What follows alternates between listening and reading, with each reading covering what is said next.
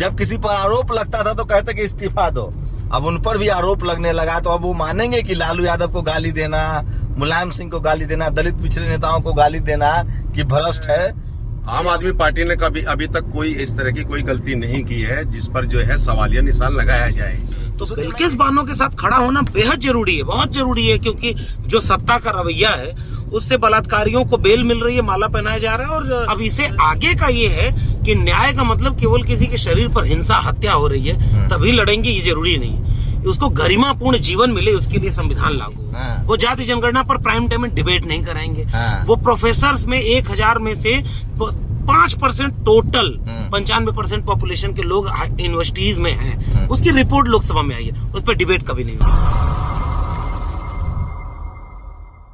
कि जो बात हम लोग पिछले 5 साल से कह रहे थे वही बात अब इस देश के कुछ सवर्ण पत्रकार कह रहे हैं। चाहे मुसलमान का मुद्दा हो, दलितों का मुद्दा हो, पिछड़ों का मुद्दा हो, आदिवासियों का मुद्दा हो। आज मैं लगातार अजीत अंजुम का ट्वीट पढ़ रहा हूं। वो क्या कह रहे हैं कि बिल्किस बानो पर मीडिया की चुप्पी है। वही मीडिया जब निर्भया का गैंगरेप हुआ था तो पूरे देश में आंदोलन चला रही थी। बीजेपी के भ्रष्टाचार पर इन मीडिया की चुप्पी है। वही मीडिया मनमोहन सिंह के खिलाफ, लालू यादव के खिलाफ, नीतीश कुमार के खिलाफ तो अभी भी कैंपेन चल रहा है। तो सोचिए अब जाके सवर्ण पत्रकार भी ये सारी बातें बोलने लगे, लेकिन अभी भी रुक जाइए, थोड़ा सा ठहरिए। इन सवर्ण पत्रकारों को अभी भी हिंदू मुस्लिम समझ में आ रहा है, बिल्किस बानो समझ में आ रहा है, लेकिन SC ST OBC माइनॉरिटी का जो संवैधानिक हक अधिकार है उस पर ये अभी भी मुंह नहीं खोल रहे हैं। हाँ, कास्ट एट्रोसिटी पर इन्होंने बोलना शुरू कर दिया है क्योंकि ट्विटर है, ट्विटर का जमाना है, लोग सवाल भी पूछ रहे हैं। मैं इसलिए बार बार कह रहा हूं कि ये जो हम लोग लगातार पिछले 4-5 सालों से आपको आगाह कर रहे थे कि मीडिया जातिवादी है, मनुवादी है, ब्राह्मणवादी है, अब उस पर ये लोग खुद ठप्पा लगा रहे हैं। सोचिए, हिंदू मुस्लिम का मसला होगा, ये सवर्ण पत्रकार बोलेंगे, SC ST OBC माइनॉरिटी की पिटाई होगी, कास्ट एट्रोसिटी होगी, यहाँ भी ये जातिवादी मनुवादी पत्रकार बोलेंगे। लेकिन बात जब आपके हक अधिकार की होगी, बात जब आपके आरक्षण की होगी, तो ये पत्रकार आपसे नहीं बोलेंगे। अब मेरे साथ एक खास मेहमान है, 2 लोग हैं जिनको आप देख रहे हैं। लक्ष्मण जी, आइए जरा और बताइए कि लगातार छाती पीट रहे हैं तमाम सवर्ण पत्रकार जो टीवी छोड़ चुके हैं और यूट्यूब पर है, फेसबुक पर है, सोशल मीडिया पर है कि मीडिया बिल्किस बानो पर नहीं बोल रही है। क्या अभी भी मनुवादी जो पत्रकार, सवर्ण पत्रकार हैं, वो बहुजनों के साथ नहीं आए, उसके हक अधिकार की बात नहीं करेंगे?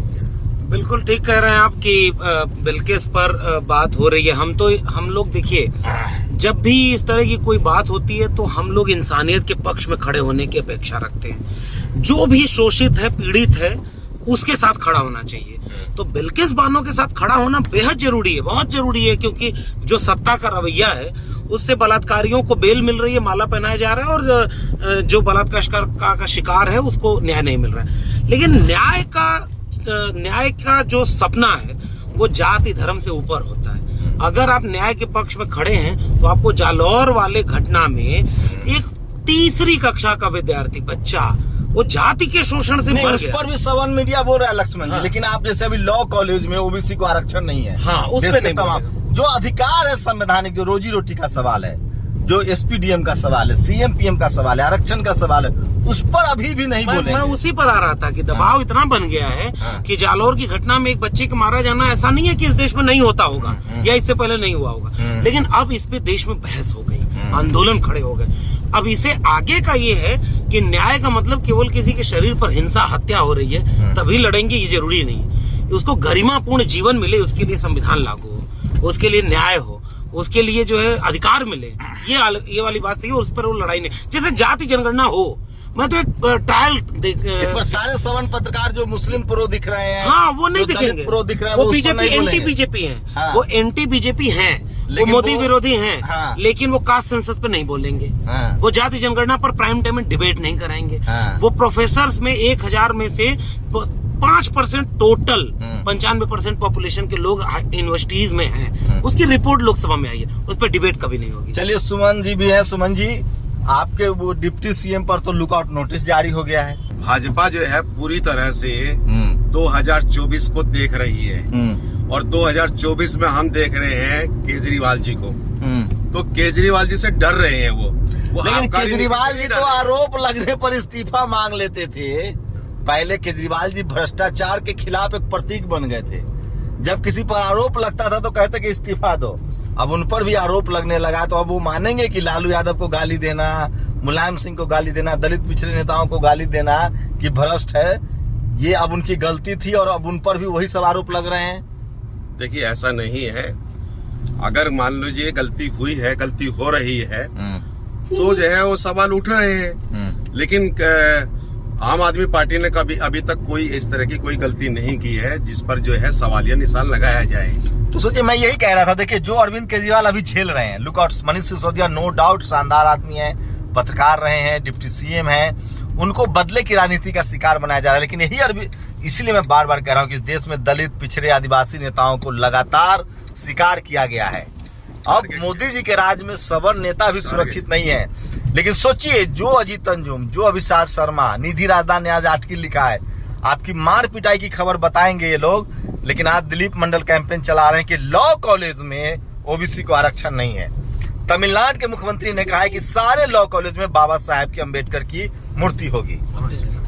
यहाँ तक कि उन्होंने कहा है कि अब किसी भी कीमत पर तमाम लॉ कॉलेज में आरक्षण लागू कर दिया गया है। तो समझिए, जो सवर्ण पत्रकार हैं वो जातिवाद के खिलाफ, मनुवाद के खिलाफ बोलने लगे हैं, धार्मिक ध्रुवीकरण के खिलाफ भी बोलने लगे हैं, लेकिन एससी, एसटी, ओबीसी, माइनॉरिटी के हक अधिकार के बारे में अभी भी नहीं बोल रहे हैं। तो ये तमाम प्रतिक्रियाएं मैं आपको दिखा रहा था।